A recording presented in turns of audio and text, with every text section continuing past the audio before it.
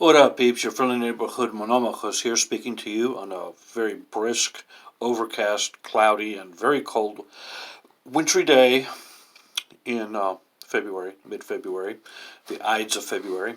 Anyway, what I want to talk about today is unsustainability, the instability, I should say, of transnational organizations. We are witnessing this, of course, in the political sphere with the rise of Trumpism and of Trumpite leaders all over the world. Salvini in Italy, Orban in Hungary, Jair Bolsonaro in Brazil, and the collapse of globalist leaders like Emmanuel Macron in France, Angela Merkel in Germany, and Theresa May in England. Okay, but that's not what I want to concentrate on today. It is parallel, though, with what I want to talk about, which is the unstable nature of transnational organizations in Christianity. Now, I will start this by making reference to the book I wrote about up there. It's called In the Closet, or Into the Closet, by Frederick Martel, former high-ranking advisor to the French government. And Mr. Martel is himself openly homosexual. And the thesis of his book, which just came out last week, it's a big one, 570 pages, I haven't read it, is that basically there is a homosexual subculture within the Roman Curia, which is pervasive. He estimates that at least 60%, as high as 80% of the priests and prelates within the Curia are themselves homosexual. Some of them are openly homosexual, some of them are openly practicing, others are closeted, others are simply latent or have homoerotic tendencies but don't act on them. The point is, it's bad. Okay, Martel himself conducted 1,500 interviews for this book, including 41 cardinals, 52 bishops and monsignors, 45 papal ambassadors, 11 Swiss guards, that's interesting, and 200 priests and seminarians.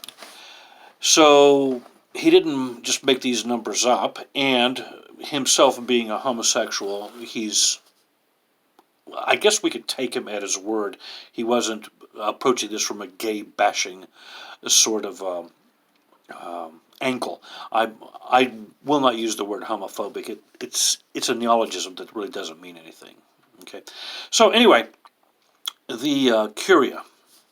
Okay, what is the Curia? The Curia is basically a resident synod. The Greek word, we had one in medieval Byzantium, was endemusa synodos. It was just a clustering of bishops in Constantinople who just lived in Constantinople, and they didn't have any diocesan sees, and if they did, they left them to be taken care of by vicars and exarchs. They would rather be where the action was, which was Constantinople. You have this now in the Catholic Church, and you've had it for, I suppose, several centuries. Anyway, the bad thing, I can take these off now, is that you have in the Catholic Church enforced celibacy. And when you have a clustering of bishops and priests who are celibate and have no real authority, no real responsibilities, I should say, then you have the type of secretive, closeted, not necessarily homosexual, but closeted, secretive old boys club, okay, in which they know what's right, and they start accruing power to themselves. Unfortunately, because of the enforced celibacy of that we find in Catholicism, the priesthood has traditionally become, at least within the last half century, especially within the last half century, the provenance of mama's boys, if you know what I mean. Those children, those sons of a family in which they didn't amount to much, so they became priests. Several years ago, I wrote an essay on this on the blog called "The Dumping Ground," and I realized it was kind of inflammatory, but that's what the priesthood had become for the Catholic Church. And unfortunately in America, that's what the priesthood, to an extent, but definitely the episcopate has become for many of the jurisdictions, okay, in the American Orthodoxy. Excuse me. Anyway, the the problem is not homosexuality per se, but the milieu which caused, laziness, irresponsibility, lack of accountability to seep in, and after a while, homosexuals infiltrated and pretty much took it over. This is why I don't think that the Catholic Church will reform itself anytime soon. Because how are you going to get rid of miscreant priests if the men who are assigning them hither and yon are themselves homosexual? It's not going to happen. Don't get me wrong, every now and then a high-ranking cleric can be defrocked. For instance, we recently saw Theodore Cardinal McCarrick, the former Archbishop of Washington, D.C., literally laicized. He was defrocked.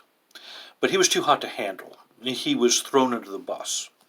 He was the sacrificial lamb. He should be one of dozens who should receive this treatment, but will not. They just concentrated all their fire on McCarrick because he literally, as I said, was too hot to handle. Okay, so I said that the problem was you have this curia. Okay, but why do you have a curia? Because you have this transnational organization called Catholicism. And I don't want to pick on the Catholics. Okay, but it is a international globalist entity headed by the Pope. Okay, this has resulted in this type of abuse because what you have is the Pope, or the Curia, making the recommendations to the Pope to move Bishop Joe Schmo from Dubuque, Iowa to Portland, Oregon, and moving Bishop John Smith from Sacramento to Utica, New York. We have that problem also in Orthodoxy in America, in which we have mainly foreign bishops, okay, who are sent from overseas. This problem is particularly acute in the Greek Archdiocese, okay, because as we are seeing now with the intrigue between Archbishop Demetrius and Patriarch Bartholomew, he's probably going to be replaced by Metropolitan Emmanuel of Gaul. Okay. And Patriarch Bartholomew has been wanting to get rid of Archbishop Demetrius Takatelis for several years now, but he's held out. He refused to budge. For good reasons or bad reasons, it's immaterial. He did refuse to budge, as was his right. One of the things that make the Orthodox Church different from the Catholic Church is that the Orthodox Church are really Orthodox churches. They are organic, local institutions. I use the word territorial. In other words, there's an Orthodox Church in Greece, an Orthodox Church in Serbia, Bulgaria, Russia, okay, Antioch. Most of these churches are by and large territorial, and they respect political boundaries for the most part. The only one that doesn't is the Ecumenical Patriarchate, the so-called Ecumenical Patriarchate, or the Patriarchate of Constantinople, which has no boundaries. And I mean that not in a pejorative sense, but literally it doesn't have any boundaries. There is no Turkish Orthodox Church, as there should be, I guess. So the ecumenical patriarchate under the incumbent, His Holiness Bartholomew, has become very Vaticanist in its uh, way of doing things. One reason is because, according to its own website, there are 73 diocesan bishops, 52 titular bishops, for a total of 125 total bishops. So, in other words, one third of the bishops have no dioceses. They're the bishops of extinct dioceses: Ephesus, Smyrna, Pergamum, Catania, and Syra, Chalcedon. You just go on down the line. These are extinct dioceses. And they're headed by real men who are bishops or metropolitans, as the case may be, but who have no responsibility. None at all. And as far as the numbers of the Patriarchate of Constantinople, we're talking about 3.8 million in Greece. I believe there are 36 dioceses in Greece, in northern Greece, which still belong to Istanbul, as opposed to the Orthodox Church of Greece, and 1.5 million in the diaspora, for a total of 5.3 million total. Now, I don't believe that 1.5 million in the diaspora for a minute. It's simply not true. Okay, at most it's 500,000, and we're talking about North and South America. We're talking about the United Kingdom, Western Europe, Australia. Okay, so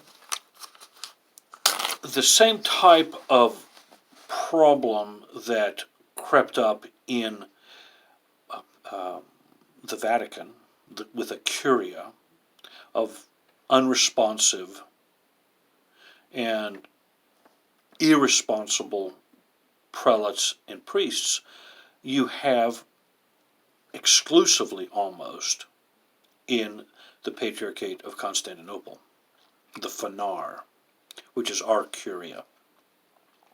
Now, there are auxiliary bishops in every other local Orthodox church. The Patriarch of Russia has an auxiliary bishop for Moscow. He doesn't deal with the diocesan responsibilities of Moscow.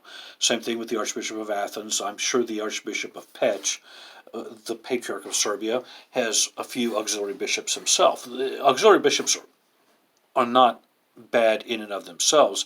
It's just that, unfortunately, in Istanbul, in the Patriarchate of Constantinople, they are literally a gigantic block of people. Okay, 1/3, by my calculations, of the total. That's huge. So, the Patriarchate of Constantinople itself has become rather transnational, hasn't it? It's become globalist itself. The Canon 28, which, by the way, if you read up above on one of my essays from several years ago,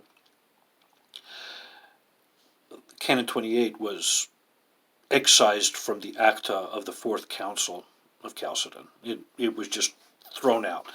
When Pope Gregory the Great heard about it, he just said, he X'd it out. He said, you are not ecumenical, and your diocesan boundaries are these three counties or provinces that are adjacent to the city of Constantinople. Period. Unfortunately, the incumbent Patriarch of Constantinople has taken it upon himself to dust off the title ecumenical and strain it from what it was supposed to be. And then he also took the Canon 28, which again was just those three provinces, and said, well, that means the whole world. And now he's even gone a step further and said, well, all autocephalies that have been given since apostolic times or since the time of the ecumenical councils are themselves provisional and can be revoked at any time. That's what he did with Ukraine. He revoked a tomos of transfer, which was legitimate and agreed upon and legal. He did it single-handedly. And he created out of whole cloth a new schismatic church, which so far is not being recognized by anybody, nor will I think it will be. And he's become quite papalist in these pretensions, if you ask me. Again, nobody's pushed against him within his own patriarchate, because as you have the problem in the Curia of Rome, a quasi-governing body of secretive men who are themselves compromised. And I'm not saying that the bishops of Istanbul are necessarily compromised, although some of them are, let's be honest. But you still have this quasi-governing body of an international organization. And as we see in the political sphere, globalist institutions are inherently unstable. And we're witnessing a massive instability right now in the political sphere. I believe that we are seeing it in the Catholic Church itself. And I do know we are seeing it in Orthodoxy, because this high-handedness, these globalist pretensions which Istanbul has arrogated unto itself, are causing great turmoil in worldwide Orthodoxy. There's no other way that they cannot. Why? And again, I go back to it. Transnational, international, globalist systems have reached a point of instability. I'll be speaking more about this as time goes on. I'm up to 16 minutes. Please forgive me.